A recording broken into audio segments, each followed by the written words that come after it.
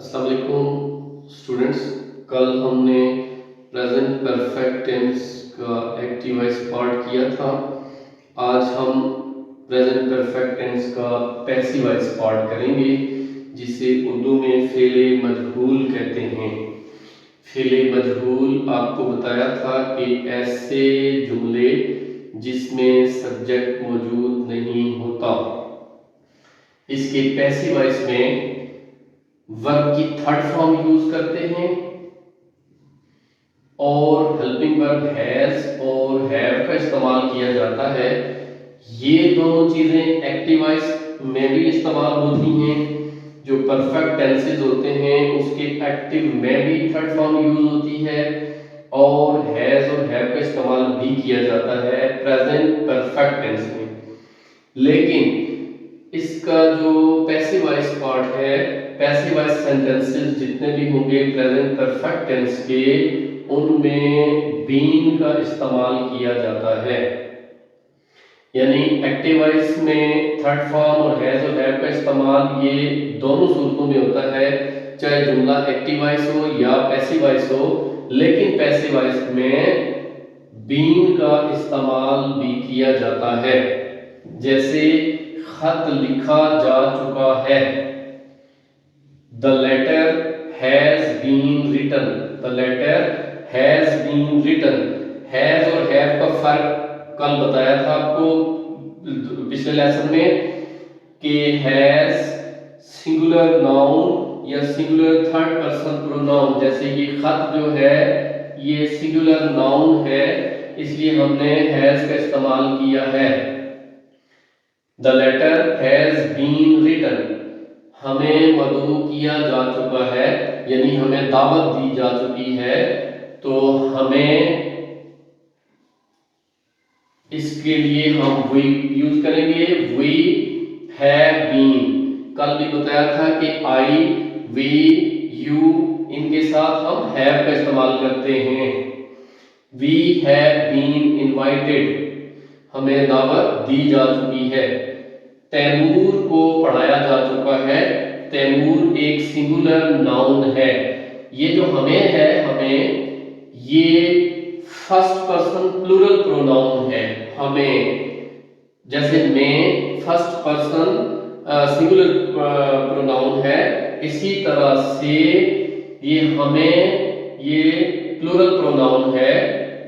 तैमूर एक singular noun है, singular noun है।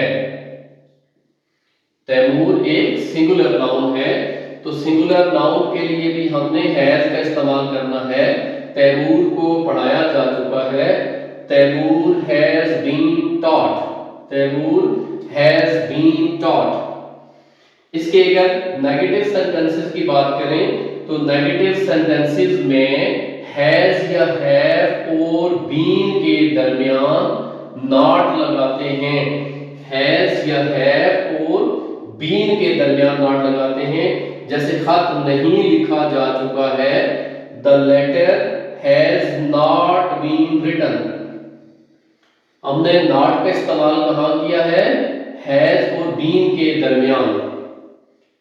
इंट्रोगेटिव सेंटेंसेस में ये जो हेल्पिंग वर्ब हैज या हैव, इनमें से कोई भी किसी सेंटेंस में आता है तो उसे शुरू में लिख देते हैं, सेंटेंस के शुरू में लिखते हैं। क्या उसे सजा दी जा चुकी है? Has he been punished? Has he been punished?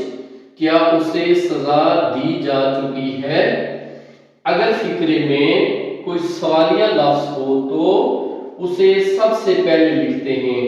जैसे हमें कहां मदऊ किया जा चुका है, हमें किस जगह बुलाया जा चुका है। Where have we been invited. यहाँ पे ये बात आप नोट रखें कि हमने सबसे पहले क्वेश्चन वर्ड को लिखा, उसके बाद हेल्पिंग वर्ब ले आए और उसके बाद सेंटेंस का बाकी हिस्सा लिखा है। Where have we been invited. तो ये प्रेजेंट परफेक्ट टेंस का पैसिव वॉइस पार्ट है। पैसिव वॉइस में, प्रेजेंट परफेक्ट टेंस के पैसिव वॉइस में third form of verb have या हैज और बीन का इस्तेमाल किया जाता है। अब एक हल्का सा वीडियो हम लेते हैं, इसे साफ कर देते हैं और एक हम देखते हैं कि एक्टिव और पैसिव के साथ एक फर्क लिख लेते हैं, समझ लेते हैं, ताकि हमें जो कल वाला लेसन है वो भी आसानी से ज़हन में रहे और कोई गलती ना हो। अब देखें, जो एक्टिव वॉइस है, एक्टिव वॉइस इसी टेंस का, एक्टिव वॉइस, इसमें क्या होता है, इसका स्ट्रक्चर क्या है, थर्ड फॉर्म ऑफ वर्ब और हैज या हैव। और पैसिव में क्या है जी, पैसिव वॉइस में जो आज हमने किया है, पैसिव वॉइस, इसमें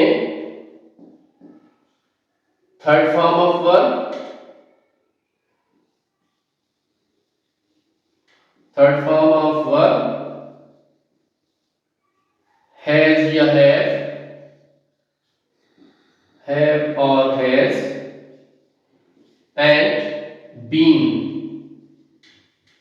ये पैसिव वॉइस में बतौर हेल्पिंग वर्ब इस्तेमाल होते हैं।